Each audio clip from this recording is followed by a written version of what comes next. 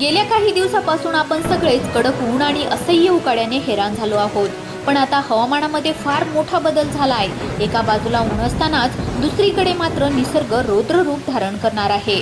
ज्येष्ठ हवामान अभ्यासक पंजाबराव डक यांनी दिलेल्या माहितीनुसार पुढील 5 दिवसांमध्ये राज्यातील 7 जिल्ह्यांमध्ये वादळी वारे आणि विजांच्या कडकडाटासह थेट ढगफुटीसारखा जोरदार पाऊस कोसळण्याची शक्यता आहे। त्यासाठी संपूर्ण राज्याला सतर्कतेचा इशारा सुद्धा देण्यात आला आहे। हा धोका फक्त जिल्ह्यापुरता मर्यादित नसून या 7 जिल्ह्यांमधील कोणते तालुके आणि कोणती गावे धोक्याच्या क्षेत्रामध्ये येतात याची अधिकृत यादी सुद्धा जाहीर झाली आहे। महाराष्ट्रातील तब्बल या 7 जिल्ह्यांना पावसाचा जोरदार फटका। पुढील 5 दिवसांमध्ये या 7 जिल्ह्यांमध्ये वादळी वाऱ्यासह आणि विजांच्या कडकडाटासह थेट ढगफुटीसारखा पाऊस कोसळणार। ज्येष्ठ हवामान अभ्यासक पंजाबराव डक यांनी संपूर्ण राज्यासाठी अत्यंत सतर्कतेचा इशारा जारी केला आहे। गेल्या काही दिवसापासून आपण कमालीचा उकाडा आणि अंगाची लाही करणारा उन्हाचा चटका सहन करतोय। पण मित्रांनो, ही शांतता एका मोठ्या वादळापूर्वीची शांतता होती। निसर्गाने अवघ्या काही तासांमध्ये इतके भयंकर कोस बदललेत की एका बाजूला ऊन असताना दुसऱ्या बाजूला थेट ढगफुटीसारखा पाऊस या 7 जिल्ह्यांमध्ये हाहाकार माजवायला तयार झालाय। हा इशारा फक्त जिल्ह्यापुरता मर्यादित नाही, तर या 7 जिल्ह्यांमधील कोणकोणते तालुके आणि कोणकोणती गावे धोक्याच्या रडारावर आहेत याची अधिकृत नावे सुद्धा जाहीर झालेली आहेत। जर तुम्ही नोकरीसाठी, व्यवसायासाठी घराबाहेर पडत असाल किंवा महामार्गावरून प्रवास करत असाल तर पुढील 5 दिवस तुमच्यासाठी आणि तुमच्या कुटुंबासाठी अत्यंत संवेदनशील आहेत। कोणते आहेत ते 7 जिल्हे, त्या जिल्ह्यामधील नेमके कोणते तालुके धोक्यामध्ये आलेले आहेत, पाऊस नेमका किती वाजता आणि कशा प्रकारे धडकणार, हा व्हिडिओ 1 सेकंदासाठी सुद्धा स्किप करू नका। व्हिडिओ अगदी शेवटपर्यंत बघा आणि शांतपणे बघा, कारण व्हिडिओच्या शेवटी आम्ही प्रशासनाने दिलेली एक अशी गुप्त चेतावणी सांगणार आहोत जी तुम्हाला ऐन वादळामध्ये रस्त्यावर जीवघेण्या संकटामध्ये अडकण्यापासून वाचवू शकते। मित्रांनो, आता आपल्याला प्रश्न पडला असेल की एका बाजूला ऊन चालू असताना दुसऱ्या बाजूला अचानक ढगफुटीसारखा पाऊस कसा काय पडू शकतो। हवामान अभ्यासक पंजाबराव डक यांच्या सविस्तर हवामान विश्लेषणानुसार यालाच विज्ञानाच्या भाषेमध्ये थंडरस्टॉर्म ॲक्टिव्हिटी किंवा लोकल वेदर सिस्टीम म्हणतात। मे महिन्याचा शेवटचा आठवडा असल्याने महाराष्ट्रामध्ये अंतर्गत भागामध्ये तापमान 40 ते 43 अंशच्या पार सुद्धा गेलेले आहे। जेव्हा जमिनीवर प्रचंड उष्णता तयार होते तेव्हा तिथली हवा हलकी होऊन वेगाने आकाशामध्ये जाते। नेमक्या याच वेळी समुद्रावरून येणारे मान्सूनचे बाष्पयुक्त वारे या गरम हवेला धडकतात। जेव्हा ही अत्यंत गरम हवा आणि समुद्राची थंड हवा एकत्र येते तेव्हा अवघ्या काही मिनिटातच आकाशामध्ये 10 ते 12 किलोमीटर उंचीचे ढग तयार होतात। मित्रांनो, पंजाबराव डक यांनी स्पष्टपणे सांगितलं आहे की हे ढग ज्या भागामध्ये तयार होतात तिथे ते थांबूनच राहत नाहीत, तर अवघ्या अर्धा ते 1 तासामध्ये एखाद्या धरणाचा दरवाजा उघडावा तसा संपूर्ण पाऊस एकाच ठिकाणी रिकामा करतात। याच परिस्थितीला आपण ढगफुटीसारखा पाऊस म्हणतो। आता मित्रांनो, या पावसामध्ये ताशी 50 ते 70 किलोमीटर वेगाने वादळी वारे वाहतील आणि विजांचा कडकडाट इतका भयानक असेल की घरांच्या खिडक्या देखील हादरतील। म्हणूनच या 7 जिल्ह्यातील गावकऱ्यांनी आणि शहरामध्ये राहणाऱ्या नागरिकांनी गाफील राहण्याची चूक अजिबात करू नये। चला तर मग मित्रांनो, आता अगदी सविस्तरपणे आणि थेट पाहूयात। हवामान अभ्यासक पंजाबराव डक यांच्या अंदाजानुसार पुढील 5 दिवसांमध्ये नेमके कोणते 7 जिल्हे आणि त्यांचे तालुके आणि गावे धोक्याच्या उंबरठ्यावर आहेत, तुमचे गाव यामध्ये आहे का, नीट तपासून घ्या। पहिला जिल्हा येतो तो म्हणजे सांगली हा जिल्हा। या जिल्ह्याच्या यादीमधील पहिले नाव आहे सांगली जिल्ह्याचे। सांगली, मिरज आणि कुपवाड त्याचबरोबर जत या शहरी भागासह ग्रामीण पट्ट्यामध्ये सुद्धा मोठा धोका आहे। धोक्यामध्ये असलेली तालुके मिरज, तासगाव, विटा, जत, कवटे, मंकाळ, पलूस आणि शिराळा येथील डोंगराळ भाग। मित्रांनो, आता वादळी वाऱ्यामुळे महामार्गावरील मोठी लोखंडे, होर्डिंग, झाडे आणि विजेचे खांब कोसळण्याची सुद्धा दाट शक्यता या ठिकाणी वर्तवण्यात येत आहे।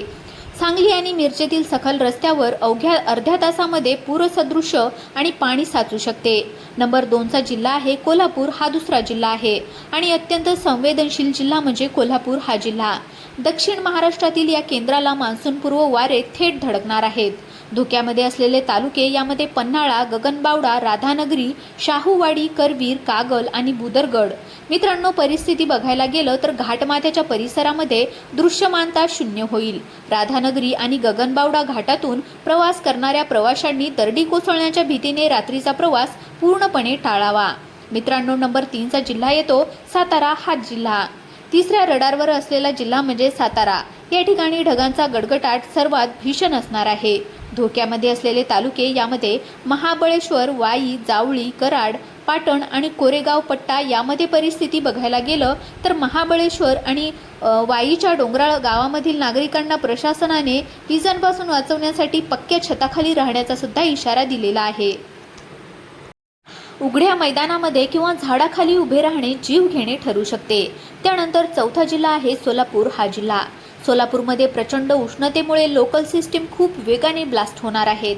धोक्यामध्ये असलेले तालुके यामध्ये पंढरपूर, सांगोला, माळशिरस, बार्शी, करमाळा आणि सोलापूर शहर या ठिकाणी यामध्ये परिस्थिती बघायला गेलं तर पंढरपूरमध्ये येणाऱ्या भाविकांनी आणि स्थानिक नागरिकांनी वादळाच्या वेळी मोकळ्या जागेमध्ये राहू नये. या तालुक्यामध्ये अचानक मोठ्या आकाराची गारपीट होण्याची दाट शक्यता हवामान अभ्यासक पंजाबराव डक यांनी वर्तवली आहे. मित्रांनो, आता 5 नंबरचा जिल्हा जो आहे तर तो आहे रत्नागिरी हा जिल्हा. कोकण किनारपट्टीवरचा 5वा जिल्हा आहे रत्नागिरी. समुद्रातील वाढत्या हालचालीमुळे किनारपट्टी पूर्णपणे धोक्यामध्ये आहे. धोक्यामध्ये असलेले तालुके यामध्ये रत्नागिरी शहर, राजापूर, लांजा, चिपळूण आणि गुहागर या ठिकाणी परिस्थिती पाहायला गेलं तर चिपळूण आणि राजापूर सारख्या सकल शहरांमध्ये अचानक येणाऱ्या मुसळधार पावसामुळे पाणी साचेल. समुद्रामध्ये प्रचंड उंच लाटा उठणार. या ठिकाणी पर्यटकांना आणि मच्छीमारांना किनाऱ्यापासून दूर राहण्याचा इशारा देण्यात आला आहे. त्यानंतर नंबर 6चा जिल्हा आहे सिंधुदुर्ग हा जिल्हा. सिंधुदुर्ग हा 6वा जिल्हा आहे. सिंधुदुर्ग इथे पुढील 5 दिवस मान्सून पावसाचा जोर सर्वाधिक राहू शकतो. धोक्यामध्ये असलेले तालुके यामध्ये कणकवली, कुडाळ, सावंतवाडी, वेंगुर्ला आणि मालवण याची परिस्थिती जर बघायला गेलं तर मित्रांनो, मुंबई गोवा हायवेवर प्रवास करणाऱ्या वाहनधारकांनी गाड्यांचा वेग मर्यादेमध्ये ठेवावा. विजांचा कडकडाट सुरू असताना इलेक्ट्रॉनिक उपकरणे पूर्णपणे बंद ठेवावीत.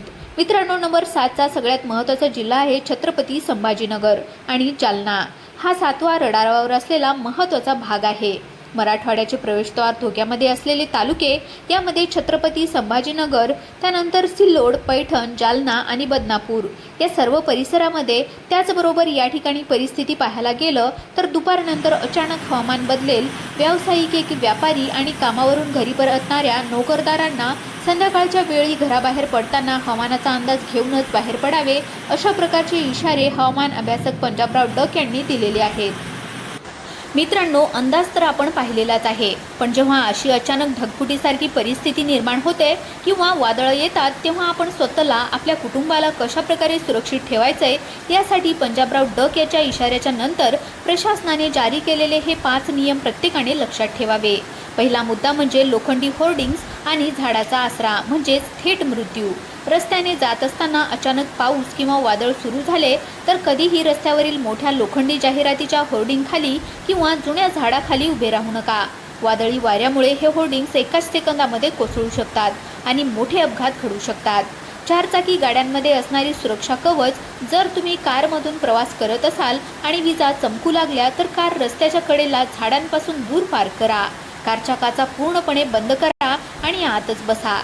दुचाकी स्वारकाने त्वरित पक्क्या इमारतीचा आसरा घ्यावा. घरातील महागडी उपकरणे वाचवा. आता मित्रांनो, विजांचा कडकडाट सुरू असताना घरातील टीव्ही, फ्रीज, संगणक आणि विशेषतः वायफाय राउटरचे प्लग सॉकेटमध्ये बाहेर काढून ठेवा. विजेच्या उच्च दाबामुळे ही उपकरणे एका झटक्यामध्ये जळून खाक होऊ शकतात. पाणी साचलेल्या रस्त्यावरून जाताना दक्षता घ्या.